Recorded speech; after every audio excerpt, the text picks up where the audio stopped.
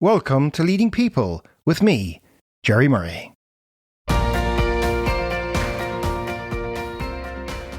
This is the podcast for HR leaders, L&D professionals and senior leaders who want to bring out the best in themselves and the people around them. Every other week, I sit down with leading authors, researchers and practitioners for deep, honest conversations about what great leadership actually looks like in practice, and how your own mindset, behaviour and presence shape everything around you. If you want thinking that challenges you, tools you can use, and conversations worth returning to, you're in the right place.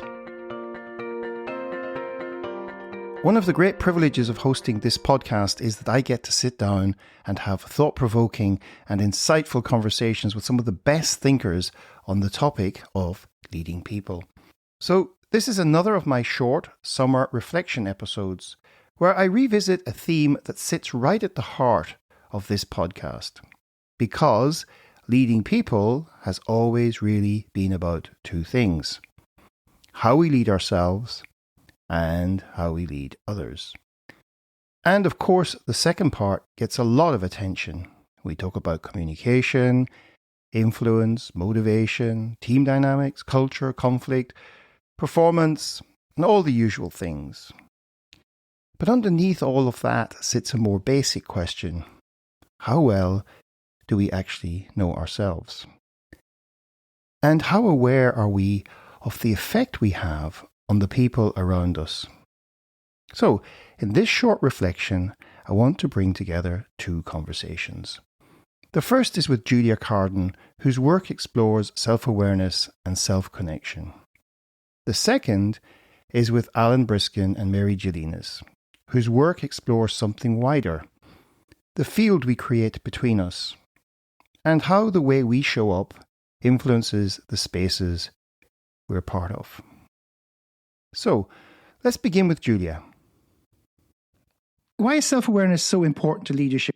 Well, who you are is how you lead. So if you don't know who you are and what your DNA is, and when I mean DNA, I'm not meaning so much the biological DNA, but all those bits that make up who you are, then you're not going to know how you're really leading. And also your unconscious reactions under stress or when you're triggered or hooked are going to come out. And I think about it like John Whittington, who writes a book about systems and constellation, uses a metaphor of a peacock.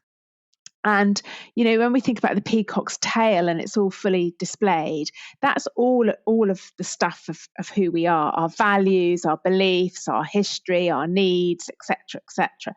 And we go into lead our teams with that peacock tail, and they come in with ours. So we need to understand what's in that peacock tail, because that's what everybody else is seeing, even if we're not aware of it. I really like that image from Julia, the peacock's tail. Because whether we realize it or not, we don't just show up at work with our skills and our role description. We also show up with our beliefs, our history, our needs, our habits, our triggers, our values, our insecurities, our confidence, our doubts, all of it. And if we don't know ourselves very well, then we may not really understand the effect we're having on other people either. Julia then took that a step further. Self-connection, really getting to know ourselves, and then accepting ourselves, accepting all of who I am, the stuff I don't like, the stuff I don't like, all of that, and accepting that that's just a part of who we are. We've all got, you said young earlier on, we've all got this shadow side, the stuff we're less comfortable with, but accepting it. And that's important for me, because when self-awareness was first written about academically in the late 60s, it was deemed to be an aversive state. So a state that created depression, anxiety, rumination. And why I feel it's better linked from a self-acceptance and self-connection perspective is we're doing it from a place of reflection and rather than rumination. So if we get caught into that ruminatory, anxious state, then we're actually in a vicious circle and we're not accepting ourselves. So that's what I mean by self-connection, really getting to know ourselves and accepting. who we are as a person. Because as you've just said, using Shakespeare's quote, we're all good people, at heart. We're all human beings who deserve love and deserve to be on this world. Why does that mean we're better as leaders? Well, Yetunde Hoffman, in her brilliant book Beyond Engagement, talks about love-based organisations, and she defines love within an organisation as acceptance of all of who I am, and therefore acceptance of all of who you are. So we can't really accept our team unless we can first accept ourselves. So we're going to have dysfunction if we don't get to that place. And also, as I alluded to earlier on, when I can stop my ego taking over, so I've got to be right, I've got to have all the answers as a leader, when I can let that drop away through self-acceptance and know I'm as vulnerable as the next person in the team, then actually I can say to my team, what other ideas have we got? Let's just hold this space for a moment and just think about what else could emerge. Now that feels like such an important distinction. Self-awareness is not just noticing what's going on inside us. It's also learning to work with it without being run by it. And that matters because if we can't really lead ourselves, if we can't notice our own defensiveness, our own anxieties, our own need to be right, our own need to be seen as the one with the answer, then we're much more likely to pass that tension on to other people. Julia also refers to holding the space. And that's where Alan Briskin takes the conversation further. If we think very basically, when you walk in the room, do other people cheer up or do they slowly start leaving?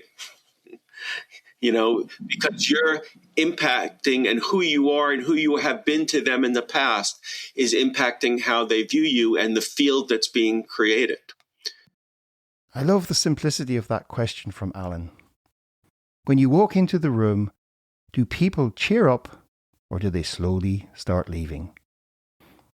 It's funny, but it also makes the point beautifully, because once we realize that how we show up affects the room around us, then the next question becomes, how do we become more aware of that field we're creating in the first place? Here's what Mary Gelinas has to say about her and Alan's book, The Space is Not Empty.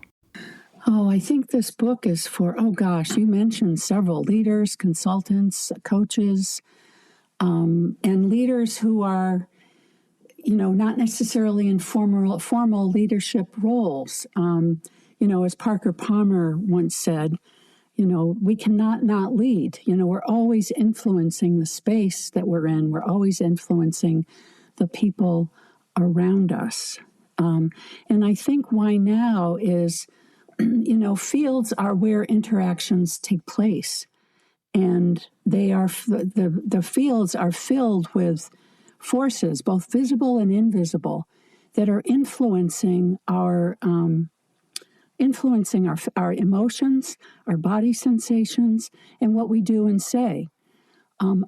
Unfortunately, most of that goes on an unconscious level. So for now, when you point to now, I think it's more needed than ever that we're able to track our internal, you might call it atmosphere, or we call it the personal field inside us, so that we can both perceive what's going on for us, but also perceive what's going on in the space in which we are interacting, so we can make conscious choices about what we want to do, what we want to say, as opposed to being driven perhaps by the more primitive parts of the brain. If we're in a state of upset or anger or fear, because the more primitive parts of the brain can start driving our behavior outside of our awareness unless we become aware of it. And that's what I think one of the emphasis for us, for Alan and I, is around why becoming aware of fields is perhaps more important now than ever, given what's going on politically in our country as well as around the world. Now that phrase really stayed with me. We cannot not lead. Even if we're not in a formal leadership role, we are still influencing the space around us. And once you start to see leadership that way, it changes the question. The question becomes not just what am I trying to say, but also what am I bringing into the room? Am I bringing steadiness? Am I bringing fear? Or am I bringing curiosity? Am I bringing tension? Or am I bringing openness? And Mary made that very practical later in the conversation. Well, yeah, I would say first it's it's a kind of a somatic awareness. You can feel it in a meeting, or when you're talking with, to use your example, if you're talking with another department with whom you're having a hard time collaborating, coordinating, you can probably feel it in their body. You can feel the dissonance or the discomfort that's going on. You can both feel it in your body, you can hear it, you can see it in people's faces and their expressions. And what's intriguing is that one of the ways you can change that, change the dynamic, is actually managing your inner state. So not letting it become, that you're angry or frustrated, and because that's going to come out. People will feel it, even if you're trying to hide it with your expressions or your tone of voice, that the other people will feel it. So one of the ways to actually try to shift a field that is kind of dissonant between departments or in an organization is there are many ways to do it, but I start with the personal. How do you manage your internal state so that you're not denying your emotions, but you're not letting them drive your behavior, and you're calming yourself internally, because other people will feel that. Other people will pick up on that. So I think that brings us right back to the core theme of leading people. How we lead ourselves before we attempt to lead others. And as Mary so elegantly points out, how we manage our inner state is central to that. Julia Carden helps us see that self-awareness begins with noticing what's going on within us, our beliefs, our values, our triggers, our ego, our fears, and our need to be right. And Briskin and Mary Gelinas remind us that what's going on within us doesn't stay there. It shapes the room, it shapes the conversations, and it shapes the field. So, perhaps one of the simplest and most important leadership questions we can ask ourselves is this: what am I bringing into this moment? Because before strategy, before persuasion, before communication, and before influence, there is presence. And if we can learn to notice ourselves more honestly, regulate ourselves more skillfully, and show up more intentionally, then maybe, just maybe, we give other people a better chance to do the same. Julia Carden, Briskin and Mary Gelinas are just three of the many thoughtful guests I've had on Leading People since January 2021. And one of the things I'm reminded of when I revisit these conversations is just how relevant they still are. So if this theme resonated with you, you can think of the Leading People podcast as a growing learning library, and one you can dip back into whenever you need a fresh perspective. And if you'd like to go further, you'll find this and many other Leading People resources inside the Leading People community. There's a link in the show notes.